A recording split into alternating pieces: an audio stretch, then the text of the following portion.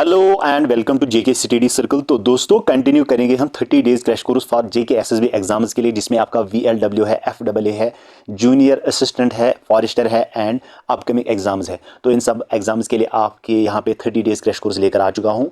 जो भी आपने पढ़ा हुआ है, जितना भी आपने पढ़ा हुआ है आज तक इन एग्जाम्स के लिए, तो आपको यहाँ पे 30 डेज क्रैश कोर्स में क्विक रिवीजन क्लासेस देखने को मिल रही है। तो इस लेक्चर की जो पीडीएफ है ये हमारे टेलीग्राम चैनल पर, व्हाट्सएप ग्रुप पे शेयर कर दी जाएगी। इसी वीडियो के डिस्क्रिप्शन बॉक्स में लिंक है, जाइए और ज्वाइन कीजिए। So let's start our lecture number 8, non pointing devices of computer, जिनको इनपुट डिवाइसेस भी कहते हैं। ठीक है, पिछली वीडियो में हमने आपके pointing devices of computer, pointing devices जो भी है उनको हमने कवर किया, उनको हमने पढ़ाया हुआ है। तो इस वीडियो में हम non pointing devices, input devices जिसको कहते हैं, वो हम इस वीडियो में कवर करेंगे। ठीक है, तो चलिए स्टार्ट करते हैं।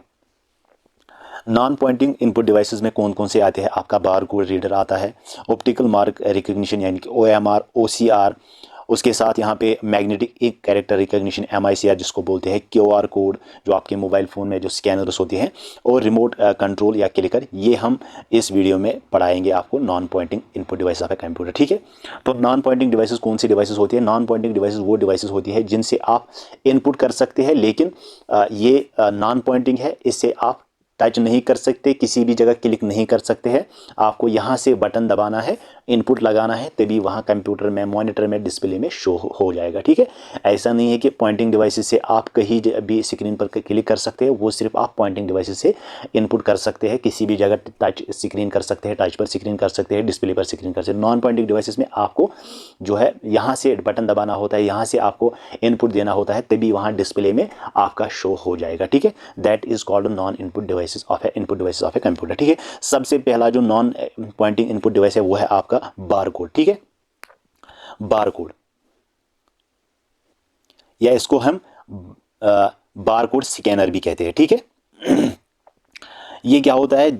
जो भी आप मार्केट्स में चीज़ें लेने जाते हो, या कोई बुक आपको ख़रीदनी होती है, या कोई भी आपको सुपरमार्केट्स में आपको कोई भी चीज़ खरीदनी होती है, तो वहाँ पे जो उसका पीछे वाला साइड होता है, चाहे बुक है, चाहे आपका कोई आइटम है, चीज़ है, उसके पीछे बार कोड लिखा होता है, वाइट एंड ब्लैक लाइन्स, वो होता है आपका बार कोड। तो ये बार कोड क्या करता है? ये उस बार कोड जो लाइन्स होती है उनको स्कैन करता है। स्कैन करने के बाद वहाँ जब आप स्कैन करोगे तो वहाँ से उस बार कोड में उसका उस चीज़ का प्राइस कितना है, और कौन सी चीज़ कंपनी वो जो है मैन्युफैक्चर करती है, और उसका कोड क्या है। ठीक है, तो यहाँ पे लिखा हुआ ही है रीड बार कोड्स, यानी कि ये बार कोड जो है नंबर्स वहाँ पे लिखे होते हैं, और white and vertical white and black lines जो होती है उनको रीड करता है। इनको हम यूनिवर्सल प्रोडक्ट कोड UPC भी कहते हैं। ठीक है, हर बुक्स में, हर चीज़ों में, जो भी इंटरनेशनल है या नेशनल लेवल पर जो भी चीज़ें बिकती हैं, जो भी चीज़ों का खरीद फरोख्त होता है, तो उनके पीछे ये जो है बार कोड लगा हुआ होता है, जिसमें ब्लैक एंड वाइट लाइन्स होती है और नीचे नंबरिंग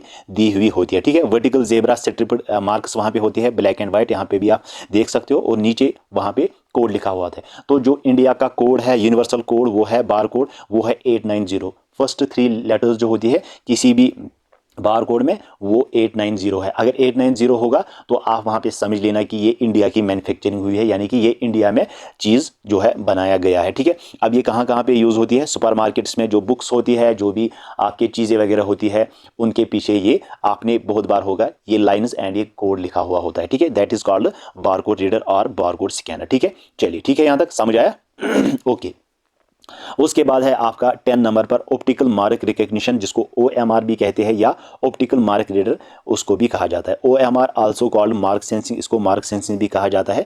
यहाँ पे आप चेक कर सकते हो, जो आप एग्जामिनेशन में जाते हो, चाहे कॉम्पिटिटिव एग्जामिनेशन है या एंट्रेंस एग्जामिनेशन या कोई भी गवर्नमेंट एग्जामिनेशन होता है, वहाँ पे आपके ऑब्जेक्टिव टाइप क्वेश्चन होते हैं, जिनको OMR, जैसे कि आज JK SSB OMR based exam चलाता है, तो वहाँ पे वो आपके इस तरह से जो सर्कल्स बने होती है ABCD। अब यहाँ पे आपको सिर्फ वहाँ पे लिखा होता है उस शीट में कि सिर्फ आपको अच्छे तरीके से एक ही सर्कल को फिलअप करना है। अगर आप 2 सर्कल्स को, तो वो रॉन्ग आंसर हो जाए। सिर्फ आपको जो राइट वाला है उसको आपको सारा फिल करना है, उस सर्कल को। तो ये क्या करता है? ये जब शीट्स आप जो है सबमिट करते हैं, उसके बाद ये शीट्स इस मार्क रिकॉग्निशन मशीन में लगाते हैं। ठीक है, ये क्या करता है? ये इन सर्कल्स को मार्क करता है। ठीक है, प्रेजेंस और एब्सेंस ऑफ ए मार्क, कहाँ कहाँ पे प्रेजेंस है और कहाँ कहाँ पे एब्सेंस है, उसको ये स्कैन करता है। ऑब्जेक्टिव टाइप टेस्ट में यूज होता है, कंपटीशन एंड एंट्रेंस एग्जामिनेशन में इसका यूज होता है। ठीक है, यहाँ तक आपको समझ आएगा गाइस? चलिए, उसके बाद है आपका non pointing devices, that is optical character recognition, जिसको OCR भी कहा जाता है। ठीक है, अगर आपको कोई टेक्स्ट है,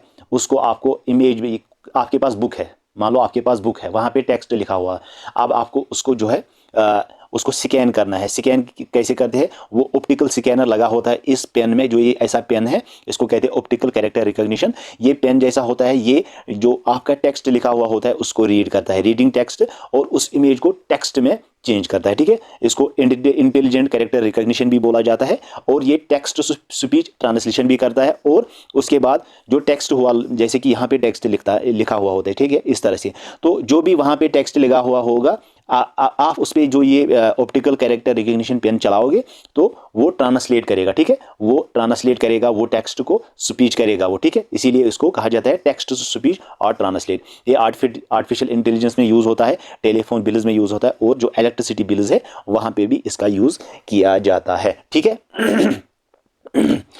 sorry.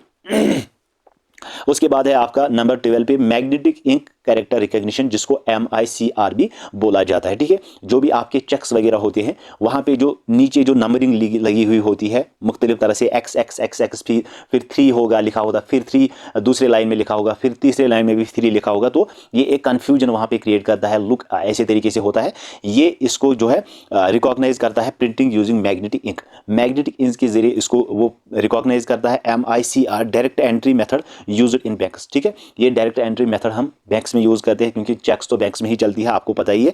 Read frustrating looking numbers on the bottom of the cheque, जो ऐसे नंबर्स लिखे होते हैं ना नीचे, हर किसी चेक में अगर आप देखोगे तो नीचे यहाँ पे नंबरिंग लिखी हुई होती है, वो एक्स इस तरह से, फिर 3 लिखा होगा, फिर दूसरी लाइन में भी एक्स और कोई नंबर लिखा होता है, तो आपको पता नहीं चलता ये क्या है। सिर्फ मैग्नेटिक इंक कैरेक्टर रिकॉग्निशन से ये स्कैन होता है। स्कैनर इसको क्या करता है, वो प्रिंटेड यूजिंग मैग्नेटिक इंक जो है उसको यूज करके इन लाइन्स को रीड करता है, ठीक है।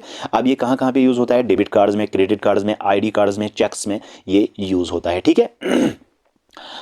सॉरी। उसके बाद है आपका QR code, quick response code भी इसको बोला जाता है। मैट्रिक्स बार कोड उसके में होती है, इस तरह से मैट्रिक्स बार कोड होती है, ऐसे ही कंफ्यूजिंग रहता है, इसमें आपको पता नहीं चलता क्या लिखा हुआ होता है। तो ये एक तरह से क्या बार कोड्स यहाँ पे लगे हुए होते हैं, ठीक है। डेंसो वेव्स भी इसको कहा जाता है। ये क्या करता है, ये रीड करता है इन बार कोड्स को, इन लाइन्स को, जो ये नंबर्स जो ये बने हुए होते हैं इनको वो रीड करता है। ये सबसे ज़्यादा हम मोबाइल फ़ोन्स में यूज़ करते हैं, जैसे कि आपको कोई पेमेंट करनी हो, फ़ोन पे, गूगल पे, J&K M पे, तो वहाँ पे जब आप शॉप्स में जाते हो, आप बुक्स में जाते हो, तो हर जगह ये अब लगा हुआ होता है, ठीक है। तो वहाँ पे इसका ज़्यादातर यूज़ किया जाता है, ठीक है गाइस। उसके बाद है आपका लास्ट जो है आपका 14th नंबर पे नॉन पॉइंटिंग डिवाइसेस एंड इनको इनपुट डिवाइसेस भी कहा जाता है, ठीक है।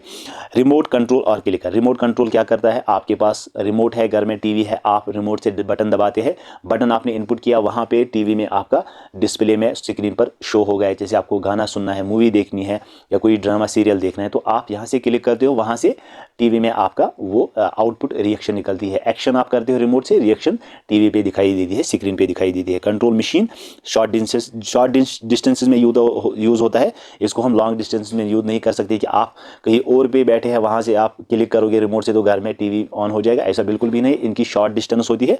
कंट्रोल मशीन्स को करते हैं, जैसे कि आपको अगर आपके पास फ्रिज है, ACs में रिमोट की यूजनेस होती है, TVs में आपकी होती है, तो ये, या आप जो आपके पास कीज़ होती है, जो गाड़ी है आपके पास उसमें कीज़ लगी होती है लॉक एंड अनलॉक की, वो भी एक तरह का रिमोट ही है, ठीक है। तो लॉन्ग डिस्टेंस पे वो यूज़ नहीं होता है, ये शॉर्ट डिस्टेंस पे यूज़ होता है। Device to operate another device, ये एक डिवाइस है जो ऑपरेट करता है दूसरे डिवाइस को। जैसा रिमोट एक डिवाइस है, रेफ्रिजरेटर एक डिवाइस है, रिमोट एक डिवाइस है, AC एक डिवाइस है, रिमोट एक डिवाइस है, TV एक डिवाइस है, आपकी कीज़ एक डिवाइस है, गाड़ी एक डिवाइस है, ठीक है।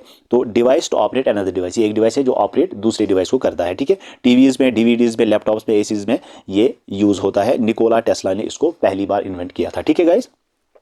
तो यहाँ तक आपके इनपुट, जिसमें पॉइंटिंग डिवाइसेस भी आए और नॉन पॉइंटिंग डिवाइसेस भी आए, ये हमने यहाँ पे सारा कुछ कवर किया हुआ है। आई होप आपको सारे यहाँ पे क्वेश्चन समझ आए होंगे, डाउट आपको क्लियर हुआ होगा। अगर आपको फिर भी कहीं जगह डाउट लगा हो तो आप कमेंट सेक्शन में बोल सकते हैं, हम फिर अगले वीडियो में उसको कवर अप करेंगे, ठीक है। कल हम आपको पढ़ाएंगे output devices of a computer, ठीक है। तो मिलते हैं हम कल के वीडियो में, मॉर्निंग में GK और शाम को हम मिलेंगे कंप्यूटर के लेक्चर में, ठीक है। तब तक के लिए बहुत सारा ख्याल रखिएगा, बाय।